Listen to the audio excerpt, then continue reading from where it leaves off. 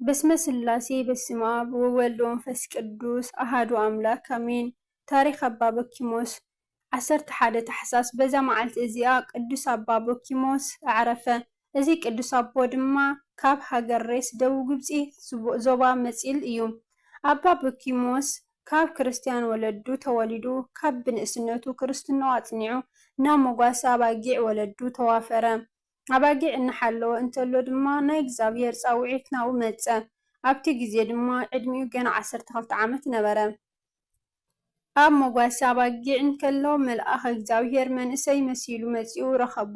ኮፍ ኢሉ ድማ ስለ ናይ መናንያን ክብሪ ከዕልሎ ፀኒሑ ንምንታይ ኣነ ንስኻን ነዚ ክብሪ ምእንቲ ክንበቅዕ ዘይንምንን እንትብል ሓተቶ። ህፃን በኪሞስ ድማ ደስ ኢልዎ እሺ በሎ። ሽዑ ንሽዑ ድማ ንጥሪቱ ናብ ወለዱ መሊሱ ምስ እቲ መልአኽ ናብ ገዳም ከዱ። ቅዱስ መልአኽ ድማ ኣብ መንገዲ እንተለው ብዙሕ ምስጢራት ነገሮን ኣጽንዖን።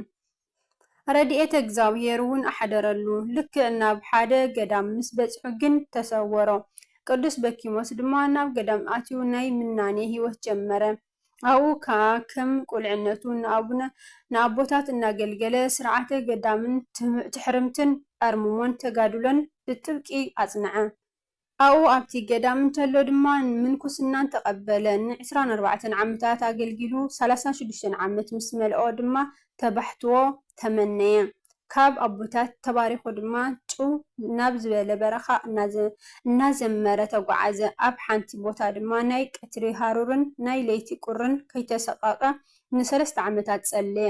ዕድሚኡ 39 ዓመት ምስ ኮነ ድማ እንደገና ፍጥረት ናብ ዘይበጽሖ በረኻ ተጓዒዙ በጽሐ። እቲ ሓድሽ ዝበጽሖ ኣከባቢ ፀሓይ ከም እንስሳ ከም እሳት እተቃጽለሉ፣ ምድሪ ከም ኣብ እሳት ዝረሰነ ሓፂን ዝረስነሉ ቦታ እዩ። እግዚአብሔር ኣምላኽ ግን ነዚ ዓብይ ሰብ ሓንቲ ናይ ተምሪ ኦም ኣብቂሉሉ ንእሽቶይ ምንጪ ድማ ኣፍለቐሉ። ኣባ በኪሞስ ድማ ቀንዲ ተጋድሎ ኣብዚ ስፍራ ጀመረ። ጾም ጸሎትን ስግደትን የዘውትር ነበረ። ጾሙ ኣብ መጀመርታ 3 መዓልቲ ቆፂሉ 7 መዓልቲ ኣብ መወዳእታ ግን ኣብ 40 መዓልቲ ሓንቲ ጥራይ መኣዲ ዝቐምስ ኮነ። ምግቡ ድማ ሓንቲ ዑኽቲ ተምሪ ነበረ። ሓንቲ ምዑግ ማይ ድማ ይሰቲ። ካብዚ ንላዕሊ ንስግኡ ምኽንያትን ምቾትን ክህባ ኣይደለየን። በዚ ምኽንያት ድማ ኣካሉ ደሪቑ ካብ ናይ ሰብነት ተራ ወፀ። ግን ብርቱዕን ደስተኛን ዘይደክምን ተዋጋኢን ነበረ። ኣብ ግዜ መዓልቲ ቀትሪ 2400 ግዜ ኣቡነ ዘበሰማያት ብፍሉይ ተመስጦ የብፅሕ ነበረ። ኣብ ግዜ ለይቲ ድማ ብተመሳሳሊ ቁፅሪ ይደግም። ብድምር ኣብ መዓልቲ 4800 ግዜ ኣቡነ ዘበሰማያት ይብል ነይሩ። ብከምዚ ዝኣመሰለ ገድሊ ን24 ዓመታት ጸንሐ። ዕድሚኡ ድማ 63 በጽሐ። ሓደ ግዜ ግን ሕማማተ ክርስቶስ እናሓሰበ ብዘይ ምግቢ ን80 መዓልቲ ጸንሐ። ፈጺሙ ምስ ጠመየ ድማ ቅዱስ መልአኽ ካብ ሰማይ ሕብስትን በረኸትን ፀዋእ ኣኮቴትን ሒዙሉ ወረደ። ካብቲ ሕብስቲ መጊብዎ ካብቲ ፀዋእ ኣስቲዎን ናብ ሰማይ ዓረገ። እንትዓርግ እንተሎ ግን ነቲ ሕብስቲ ገዲፉሉ ነበረ። ወትሩ ካብኡ ተመገብ እውን በሎ። ኣባ በኪሞስ ድማ ካብታ መዓልቲ እቲኣ ጀሚሩ ክሳብ ዕረፍቱ ዝተመገበ ካብቲ ሕብስቲ እዩ። ግን ኣይተወድአን ነበረ። ኣብ ናይ ዓዲ ኣባ በኪሞስ ዘመን በዓል ኣቡነ ኪሮስን ዓብይ ሲኖዳን ዝኣመሰሉ ኣቦታት ነበሩ። ብፍላይ ናይ ባሕታውያን ኩሉ ሓለቓ ንኣባ ሲኖዳ ንኣባ በኪሞስን መንፈስ ቅዱስ ብከምዚ ያራኸቦም። ሓደ መዓልቲ ኣባ ሲኖዳ ናይ ዓምዲ ብርሃን ካብ ምድሪ ክሳዕ ሰማይ ተዘርጊሑ ይርኢና እሞ ጎይታይ እንታይ እዩ ምስጢሩ ይብል። እዚ ዓምዲ ኣባ በኪሞስ እዩ እሞ ኪድ ርኸቦ ዝብል ቃል ሰምዐ። ኣባ ሲኖዳ ድማ ብእግሩ ተጓዒዙ ንኣባ በኪሞስ ረኸቦ። ሰላምታ ምስ ተለዋወጡ ኣባ በኪሞስ ንኣባ ሲኖዳ ኣነ ፀብሒ ክሰርሕ ንስኻ ማይ ኣቅዳሕ በሎሽ። ቅዱስ ሲኖዳ ድማ ናብ ኣፍ ደገ ውፅእ ኢሉ ነቲ መትሓዚ ብተኣምራት ማይ መሊእዎ እንትምለስ እንተሎ ኣባ በኪሞስ ድማ ብዘይ እሳት ነቲ ፀብሒ ኣብሲልዎ ፀንሖ። በዚ ምኽንያት ንሱ ኣባ በኪሞስ ከም ዝኾነ ኣባ ሲኖዳ ተገንዘበ። ክልቲኦም ተገሪሞም ፍሽኽታ ተለዋወጡ፣ ንኻልኣይ ግዜ ተሰዓዓሙ፣ መንነቶም ድማ ተፋለጡ። ናብ በረኻ ወፂኦም እንተለዉ ድማ ደኺሞም ኮፍ በሉ። ኣብ ቅድሚኦም ድማ ሓንቲ ናይ ርእሲ ዓፅሚ ነበረት እሞ ኣባ ሲኖዳ ብበትሩ ተናከፎ። ዝረኣኻዮ ክትነግረናን ክተረድአናን ተንስእ በሎ። እቲ ዓፅሚ ድማ ስጋ ነሲኡ ተሲኡ ሰገደሎም። ካበይ መፂኻ እንተበልዎ ካብ ሲኦል በሎም። ኣረማዊ ከም ዝነበረን ናይ ሲኦል ናይ መከራ ብዝሓትን ነገሮም። ካብኡ ብዝበልፅ ድማ ክርስቲያን ኢና እናበሉ ኣብ ክርስትናኦም ዘሽካዕልሉ ካባና ንታሕቲ ብብዝሓት ኣለዉ። መከረኦም ተዛሪብካ ኣይውዳእን በሎም። ድሓር ግን እቶም ቅዱሳን ደቅስ በልዎ። ድሕሪኡ እዞም ቅዱሳን ናብ በቢ በዓቶም ተፈናነዉ። ዓብይ ኣባ በኪሞስ ድሕሪኡ ን7 ዓመታት ዝኣክል መልኣኽ ብክንፉ እናወሰዶ ወንጌል ሰበኸ። ንብዙሓት ድማ ናብ ሃይማኖት ብንስሓ ኣምፅኦም። ኩሉ ግዜ ድማ መሶብ ኣገልጋይ እናሰፈየ ይሸይጥ ነበረ። ብዋግኡ ድማ ንነዳያን ይርህርህ ነበረ። መልኣኽ ድማ ናብ ዝደለዮ ቦታ ተሸኪሙ ይወስዶ ነበረ። ዓብይ ቅዱስ ኣባ በኪሞስ በዚ መንገዲ ንእግዚኣብሔር ኣገልጊሉ በረኻ ካብ ዝኣቱ ኣብ 58 ዓመቱ ካብ ዝውለድ ድማ ኣብ 70 ዓመቱ በዛ መዓልቲ እዚኣ ኣዕረፈ። ለእግዚኣብሔር ምስጋና ይኹን። ናነ እውን ብናይዞም ቅዱሳን በረኸቶም ጸሎቶም ይርዳእና አሜን። አርኬ ሰላም ለከ ጸዋሬ ክቡር አስፈሬዳ ወመንስኤ ሙት በምድረ በዳ አስበጻማከ በኪሞስ ወዘተቀንዮት ከፍዳ መንበረ ብርሃናዊ ወአክሊለ ክብር ጻዳ እግዚአብሔር አርአዮ ለአባ ሲኖዳ ማር ገላውዲዮስ በዛ ማለት እዚያውን ባር ገላውዲዮስ ሰማዕት ልደቱ እዩ። በረኸቱ ይሕደረና። ሰላም ለልደትከ ቴዎድሮስ ፍሱህ ገጽ አምሳሌ ፍረ ስርናይ ወፍረ ስርናይ እጽ ውስተ ፍኖትከ ሚጠኒ እምነ ፍኖቲ የዛዳህጽ በእንተ ስጋከ በዘብጠተ በትር ቅሩጽ ወበእንተ አጽምከ ከአበ በማህረጸ ህሩጽ። በረከት ናይ ቅዱስ ሰማዕቲ ገላውዲዮስ ምስ ኩላትና ህዝበ ክርስቲያን ይኹን። ዕለት 12 ታሕሳስ በዛ መዓልቲ እዚኣ ድማ ናብ ሃገረ ባቢሎን ሊኢኽዎ እዩ እሞ ንሓለቓ መላእኽቲ ቅዱስ ሚካኤል መዘከርታ በዓል እዩ። በረከቱ ይሕደረና። ንጉስ ባቢሎን ናቡከደንጾር ን3 ደቂቕ ንኣናንያ ኣዛርያ ሚሳኤል ናብ ውሽጢ እቶን እሳት ምስ ደርበዮም ድማ 4ይ ገጽ ኮይኑ ተርኣየ። ናይ እቲ እሳት ነበልባል ድማ 49 እመት ዝኣክል ንላዕሊ ነደደ። ነቶም ዝደርበይዎም ሰባት እውን እቲ ዘንድድዎ ዝነበሩ እሳት ኣቃጨሎም። እዚ ዝኸበረ መልኣኽ ሚካኤል ድማ ነበልባል እቲ እሳት ብበትሩ ወቂዑ ካብ ልዕሊ 3 ደቂቕ ኣጥፊኡ ኣድሓኖም። ምንም እውን ኣይተንከፎምን። ከም ዘዘሓለ ናይ ንግሆ ዛዕዛዕታ ገይርዎ እዩ እሞ ኣብቲ ግዜ ድማ ናይ ኣቦታትና ፈጣሪ እግዚአብሔር ይኽበር ይመስገን እናበሉ 6 ቃላት ተናገሩ። ብዚ ድማ ድሕሪ 600 ዓመት ክርስቶስ ከም ዝውለድ ትንቢት ተናገሩ። ብድሕሪ እዚ ድማ ናይ ጎይታ እግዚአብሔር ኩሎም ስራሕቱ የመስግንዎ እሱ ለዘለዓለም ምስጉን ልዑል እውን እዩ እናበሉ እሱ 33 ግዜ ኣመስገኑ። ኣብዚ ምድሪ ድማ 33 ዓመት ክርስቶስ ከም ዝነብር ኣመልከቱ። ስለዚ ድማ ኣቦታትና መምህራን ቤተ ክርስቲያን ናይ ሓለቓ መላእኽቲ ቅዱስ ሚካኤል መዘከርታ በዓሉ ንኽንገብር ሰርዑ። ንእግዚአብሔር ምስጋና ይኹን። ናይ ቅዱስ ሚካኤል በረኻት ረድኤት ምስ ኩላትና ህዝበ ክርስቲያን ይኹን አሜን። አርኬ ሰላም ለክ አቃቤ ቅዱሳን እንተ ውሃውኮ ወለጸረ ነፍሶሙ ዘምውቃህኮ አመ መጻ ወልድ በአፈ ነቢያት ተሰቢኮ ከም ያስተፋኑ ሃራ መልአኮ እስከ ምጽአት ሃምስ ሚካኤል ተለውኮ። ከምኡውን በዛ መዓልቲ እዚኣ ናይ ክቡርን ቅዱስን ኣባ ሳሙኤል ዘዋልድባ ናይ ዕረፍቲ በዓሎም እዩ። በረከቶም ይሕደረና። ናይ ኣባ ሳሙኤል ዘዋልድባ ኣቦኦም ኣባ እስጢፋኖስ ይበሃሉ። ኣዲኦም ድማ ኣመተ ማርያም ይበሃላ። ኣብ ምድረ ኣክሱም ዝተወለደ ኮይኑ ወለዱ ካብ ክቡራን ኣዝማድ ዝኾኑ እዮም። ዕድሚኡ ንትምህርቲ ኣብ ዝበፅሐሉ ግዜ ወለዱ ቅዱሳት መጻሕፍቲ ሰማያዊ ጥበብ ናብ ዝረከበሉ ኣትዮ ኣእትዮምዎ እዮም። ወለዱ ምስ ዓረፉ ድማ ካብ ኣክሱም ርሕቕ ኢሉ ናብ ዝርከብ ገዳም ደብረ በንኮል ብምኻድ ካብ ኣባ ኣድሃኒ መድሃኒነ እግዚእ ልብሰ ምንኩስና ተቐቢሎም ብጾምን ብጸሎትን ተወሲኖም ይነብሩ ነበሩ። ምግቡ እውን ካብ ዝበስበሰ ሓምሊ ወጻኢ ምንም ኣይበልዑን ነይሮም። መስተኡን ማይን እውን ኣብቲ ግዜ ንዝነበሩ መነኮሳት እኽሊ ብምጥሓን ማይ ብምምጻእ ዕንጨይቲ ብምእራይ ይለኣኽዎም ነበሩ።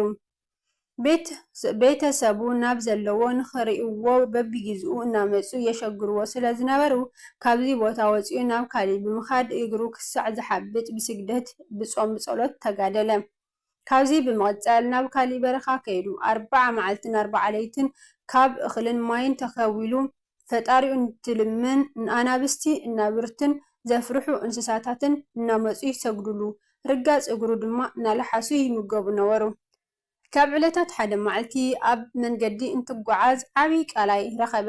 ሓውን መብራህቲ መጽሓፍትን ሒዙ ስለ ዝነበረ ጸሎቱ ኣብፂሑ ተወርዊሩ ናብቲ ቃላይ ምስ ኣተወ ንታሕቲ ኣስጢሙ ወርዊሩ ናብ ወሰን ምስ ኣሻገሮ እቲ ሒዝዎ ዝነበረ መጽሓፍ ቀለሙ እንተይ ተደምሰሰ ወረቐቱ እንተይ ተዓፀፈ ዝሓዞ ሓዊ እንተይ ጠፍአ ረኸቦ። ሰይጣን በብዓይነቱ ብዝኾነ መንገዲ ብዙሕ ግዜ ይፈታተኖ ነበረ። ዘፍርሑን ዘደንግጹን ግሩሞን ኣራዊት እናተመሰለ እውን ይረኣዮን ነበረ። ቅዱስ ኣቦና ግን ኩለመንኡ ብጎይታና መድሓኒና ኢየሱስ ክርስቶስ ዝተኣሰረ ዝጸንዐ ቅዱስ ስለ ዝነበረ ፈተና ዲያብሎስ ኣሸኒፉ ሓለፈ። እንትጽሊ እውን ጎይታናን ኣምላኽና መድሓኒና ኢየሱስ ክርስቶስ መጺኡ መላእ ህዋሳቱ ብምራቑ ቀቢኡ ሓይሊ ኣሕዲሩሉ ከደ። ካብዚ ሰዓት ጀሚሩ እግሩ እናኣሰረ ድርዕቶ እናተኸደነ ናብ ውሽጢ ማይ ብምእታው መዝሙረ ዳዊት እናደገመ 5 ግዜ የብፅሖ ነበረ። ቁፅሪ ዘይብሉ ስግደት እውን ይሰግድ ነበረ። በረከቶም ይሕደረና። ኣናብስቲ ኣናብርቲ ካልኦት ግሩማን ኣራዊትን ኣብ በዓቱ ብምስፋር ርጋፅ እግሩ እናለሓሱ ይነብሩ ስለ ዝነበሩ ንሱ እውን ኣካላቶም ይልክዕ ይዕቅን ቁስሎም እናበጥሐ ዕሾኹን ኳኺቶን የውፅኣሎም ነበረ። ድሕሪዚ ብዙሓት ደቀ መዛሙርትን ቅድስንኡ ሰሚዖም ናብኡ ዘለዎ ብምምጻእ ብተጋድሎ ተጸሚዶም ንዕኡ ብምምሳል ቅድስና ሒዞም እዮም። ካብዚኣቶም ድማ ናይ መጀመርያ ኣባ ዘሩፋኤል እዩ። ብድሕሪ እዚ ድማ ሓደ መዓልቲ ኣብ ገዳመ ለጋስ ምስ ዝነብር ምስ ኣባ ገብረ መስቀል ተራኸቡ። ቅድሚ እዚ ተራኺቦም ኣይፈልጡን። ቃለ እግዚኣብሔር እናተዘራረቡ ውዒሎም ግዜ ድራር ምስ ኣኾነ ጸሎት ኣብፂሖም ምስ ወድኡ ዝተዳለወ መኣዲ ካብ ሰማይ ወሪዱሎም ተመጊቦም ፈጣሪኦም ኣመስገኑ። ብኻሊእ ግዜ ምስ ሓደ ገዳማዊ ኣቦ ተራኺቦም ዝተገበረሎም ተኣምር እንተውግዑ ኣባ ሳሙኤል ከምዚ በሎ፣ እንሆ ኣነ ኣብ ኣርያም ጠጠው ኢለ ምስ 24 ካህናተ ሰማይ መንበሩ እንተዓጥን 12 ዓመት ኮይኑኒ። ናብ ቤት መቕደስ እንተኣቱ እውን ሕብስቲ ሰማያዊ ይወርደሉ ነበረ። ናይ እመቤትና ቅድስተ ቅዱሳን ድንግል ማርያም ውዳሴኣ እንተንብብ እንተሎ ድማ ካብ ምድሪ ሓደ እመት ዝኸውን ልዕል ይብል ነበረ። እመቤትና ቅድስቲ ድንግል ማርያም እውን ናብኡ መፂኣ ዘብርህ ዕንቅን ንጹህ ዕጣንን ሃበቶ። ብድሕሪ ፍልሰቱ ምስ በጽሐ ድማ ሊቀ መላእክት ቅዱስ ሚካኤል ናብኡ መፂኡ ብኣኽናፉ ተሸኪሙ ናብ ኢየሩሳሌም ሰማያዊት ወሲዱ ኩሉ ተድልኣ ኣርኣዮም። ኣብ ቅድሚኢ ልዑል እግዚአብሔር እውን ኣብፅሖም። ዝኽሩ ንዝገበረን ስሙ ንዝፀውዐን ቃል ኪዳን ተቐበለ። ናብ በዓቱ ተመሊሱ ድማ ንደቀ መዛሙርቱ ዝረኣዮ ኩሉ ነገሮም ብድሕሪኡ ብሰላም ኣዕረፈ። በረከቶም ይሕደረና። ንእግዚአብሔር ምስጋና ይኹን። ናይዞም ቅዱስ ኣቦና በረከቶም ጸሎቶም ይርዳእና አሜን። አርኬ ሰላም ለከ ዘፈራይከ ህገ ሳሙኤል ዘኮንከ ለአስካለ ወይን ሃረገ በረድኤትከ ክፍለኒ ወእደ ሃሎክ አሪገ ረድኤትከሰ ወለተ ከልባት መዝገበ ምስለ ክቡራን ከመሃሉ ደርገ። በዛ መዓልቲ እዚኣ ድማ ናይ ኣባ ነድራ ዘደብረ እስዋን ከምኡ እውን ናይ ተኣማኒ ናይ ቅዱስ ዮሃንስ መዘከርታኦም እዩ። በረከቶም እውን ትብፅሓና። እግዚአብሔር ምስጋና ይኹን።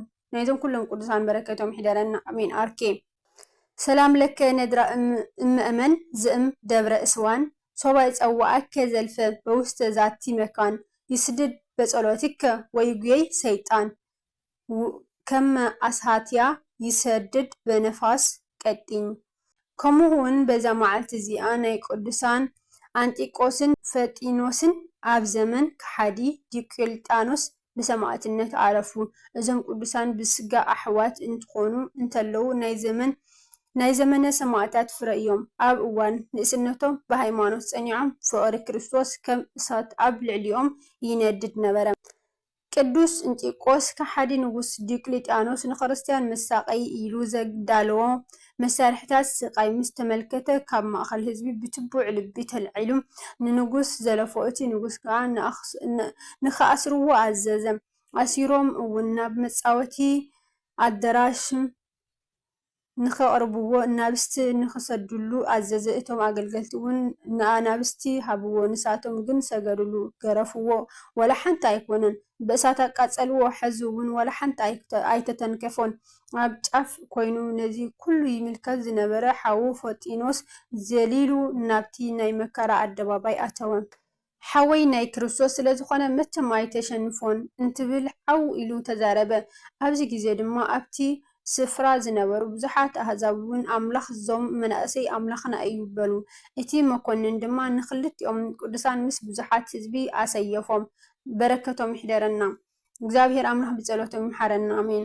አርኬ ሰላም እብል ለአንጢጦስ ማህበሮ እለ በእሳት ፈጸሙ ረዊፀ ወተባድሮ ያብጽሁኒ እሉ ምስለ መላእክት ድርገተ ዘምሮ ህየ ኣሃሉ ወሬዛ ነዳየ ኩሉ አእምሮ ሃበይ ዘብጣ ደናግል ከበሮ። ሰላም እብል እንዘ ኣሃሊ ሃዋዘ ለአንጢቆስ ሰማዕት ምስለ ፈጢኖስ እሁዘ ይግሩብ ወለቱ ሰቦን ንጉስ አዘዘ ጽገተ አንበሳ መንገለ የዋሃት ግእዘ እስከ መልታህቶ ሃሰሰ ወጽህሞ መዝመዘ። ካውን በዛ መዓልቲ እዚኣ ጉባኤ ኤጲስቆጶሳት ቀሳውስትን ዲያቆናትን ኣብ ሃገረ ኮነ። እዚ እውን ብምክንያት ብናጥስ ዝተባሃለ ኣብ ናይ ሃይማኖት ዝጸንሐ ሰብ እንተኸሒዱ ወይ ሓጢኣት እንተሰሪሑ ብንስሓ ናይ ምምላስ ዕድል የብሉን ዝብል ዝተሰሓሓተ ትምህርቲ ስለ ዘስተምሃረ እዩ። ካብ ቅዱሳት መጻሕፍቲ እናጠቐሱ እንተረድእዎ ክምለስ ብዘይምኽኣሉ ኣወጊዞም ካብ ቤተ ክርስቲያን ፈለይዎ። ዝወደቐ ዝነጥበ ኣፉ ቅዱሳን ይተኣረመለይ። በረከት ረድኤት ናይ ኩሎም ቅዱሳን ኣባ ሳሙኤል፣ ቅዱስ ሚካኤል ምስ ኩላትና ህዝበ ክርስቲያን ዘበለን ጸንዐ እምበር። ወስብሐት ለእግዚአብሔር ልዑል ወለወላዲቱ ድንግል ወለመስቀሉ ክቡር አሜን።